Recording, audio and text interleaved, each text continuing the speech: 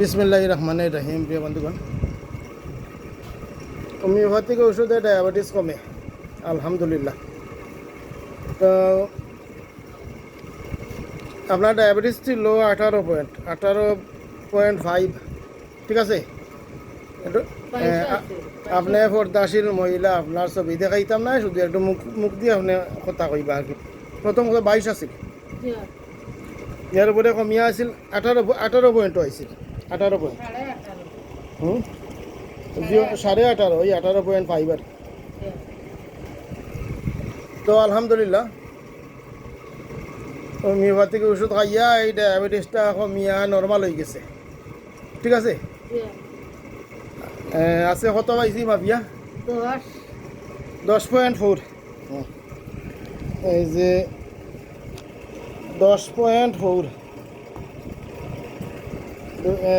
18 point থাকিয়া পরবর্তী পাইছিলাম আপনার এই 12 পয়েন্ট,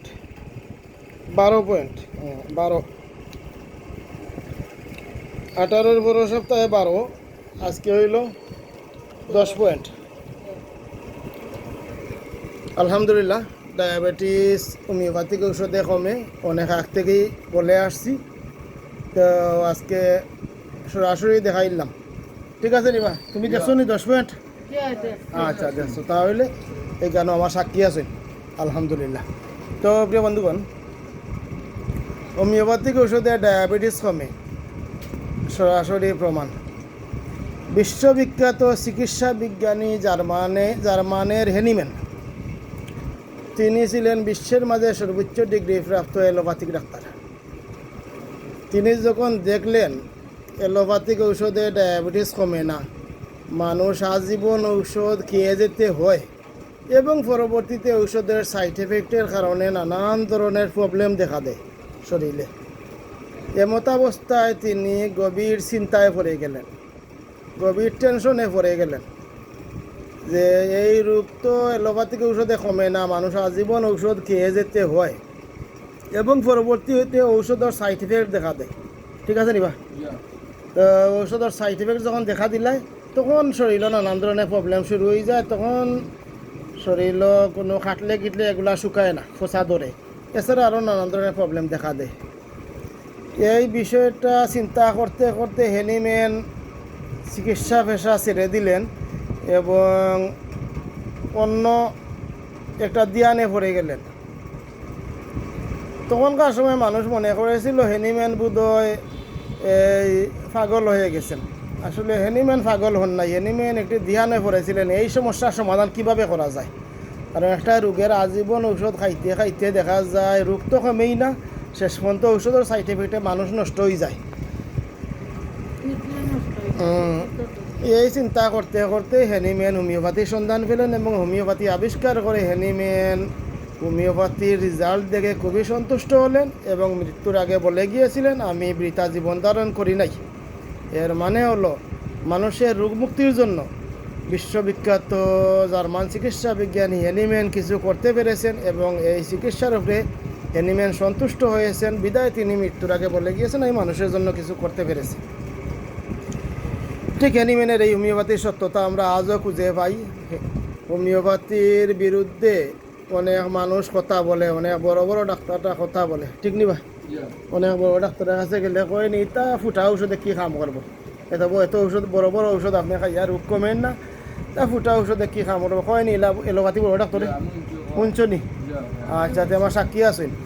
তো সরকারি ডাক্তারে কয়, তারা কইব এরকম, কিন্তু তারা তো পারতো না ডায়াবেটিসের প্রেশারের স্থায়ী কোনো চিকিৎসা দিত, এগুলো তারা কোনো সিস্টেমও নাই। তারা সিস্টেম হইলো ওয়ান টাইম ঔষধের সবসময় খাওয়াইয়া যাইব। আমি 1 মাস এলোপ্যাথি ওষুধ খাইতে খাইতে গিয়া 10 লাগছে, 1 মাস দিন 2 বার করে খাইছি এলোপ্যাথি ট্যাবলেট, হলে ওটার দাম 30 টাকা, 35 টাকা, 25 টাকা, এর নিচে নাই। আচ্ছা, এই তো মনে করেন কমবো বাড়বো, এই তো এলোপ্যাথিকর সিস্টেম, কিন্তু ঔষধ তো আজীবন চালানি লাগবো, চলবে লেখিয়া দিচ্ছেন মরার আগ পর্যন্ত চলবে। তো আমাদের হোমিওপ্যাথিক ঔষধ আজীবন চালানো লাগে না, এটা স্থায়ী চিকিৎসা ব্যবস্থা, রোগরে মূল থেকে মারিলে, যার কারণে রোগটা কমে গেলে আর ঔষধ বন্ধ করে দিলে আর রোগ বাড়তো না।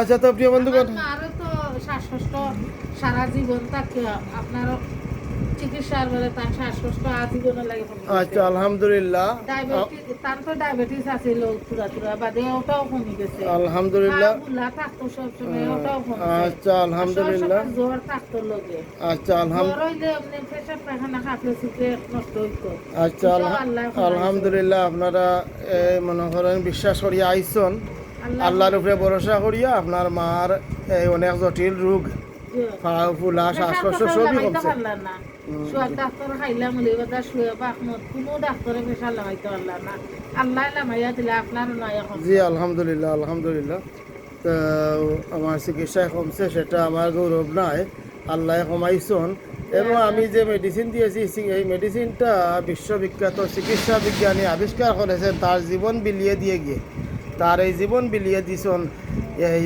ঔষধ আবিষ্কারের তলে এবং এই ঔষধ আমরা একটু খুঁজিয়া বাইর করিয়া দেওয়া লাগে তো এই হোমিওপ্যাথিক মেডিসিন দিতে হোমিওপ্যাথিক মেডিসিনের ফর্মুলা সহজভাবে শিখাতে যিনি সবচেয়ে বড় ভূমিকা রেখেছেন তিনি হলেন ভারতের ডাক্তার রবীন্দ্র বর্মন স্যার। তো আজকে আমি দেখাই এই রুগী নেট্রাম সাল্ফ, এই যে নেট্রাম সাল্ফ সেবনে ডায়াবেটিস সহ সব দিকেই ভালো আছেন নেট্রাম সাল্ফ। তো আগত যে ঔষধ দিছিলাম নেট্রাম সাল্ফ এটা খাওয়ার পরে আপনি ভালো আছেন সব দিকে? জি জি আলহামদুলিল্লাহ ভালো আছে আর ফুলাউলাও কমে গেছে শরীরের। আচ্ছা শরীরের পানিও কমছে। আচ্ছা শরীরে ফুলা কমছে, পানি কমছে, ডায়াবেটিসটা নর্মাল হয়েছে 18 পয়েন্ট 22 পয়েন্ট আছিল, এরপরে 18 পয়েন্ট, এরপরে 12 পয়েন্ট, আজকে হয়েছে আজকে হয়েছে 10 পয়েন্ট 10 পয়েন্ট। তো আলহামদুলিল্লাহ উনি সব দিকেই ভালো আছেন। তো আজকে আল্লাহ পাকের শুকরিয়া এবং রুগী সুস্থ হইলে ভালোই লাগে, আনন্দ লাগে। এই আনন্দের মুহূর্তে আমি শ্রদ্ধা জানাই বিশ্ববিখ্যাত চিকিৎসা গবেষক ভারতের রবীন্দ্র বর্মন স্যার, যিনি অক্লান্ত পরিশ্রম করে জটিল রোগ চিকিৎসার ফর্মুলা আমাদেরকে শিখিয়েছেন। এবং তার সাথে সাথে আমি আরও শ্রদ্ধা জানাই সেই ডক্টর কেন্টকে, যিনি অক্লান্ত পরিশ্রম করে বিভিন্ন রোগের উপরে রেপার্টরি আবিষ্কার করে গিয়েছেন কীভাবে হোমিওপ্যাথিক মেডিসিন দিতে হয়। এবং আরও শ্রদ্ধার সাথে স্মরণ করি আমি হ্যানিম্যানকে, যিনি আজীবন বিলিয়ে গিয়ে, যিনি রুটি রোজগার বাদ দিয়ে আজীবন পরিশ্রম করে হোমিওপ্যাথিক মেডিসিন আবিষ্কার করে গিয়েছেন। হোমিওপ্যাথিক মেডিসিন আবিষ্কার করতে গিয়ে যিনি 2 বার জেল খাটতে হয়েছে এবং যিনি চিকিৎসা পেশা ছাড়িয়ে বিশ্বের মাঝে বড় ডাক্তার হয়ে চিকিৎসা পেশা ছাড়িয়ে গরিবী আলোতে জীবনযাপন করা লাগছে, সেই হ্যানিম্যানকে শ্রদ্ধার সাথে স্মরণ করি। তো আল্লাহ পাকের শুকরিয়া, আপনারা এই ভিডিও করার পারমিশন দেওয়ায় আপনাদেরকে ধন্যবাদ। সবাই ভালো থাকুন। আসসালামু আলাইকুম।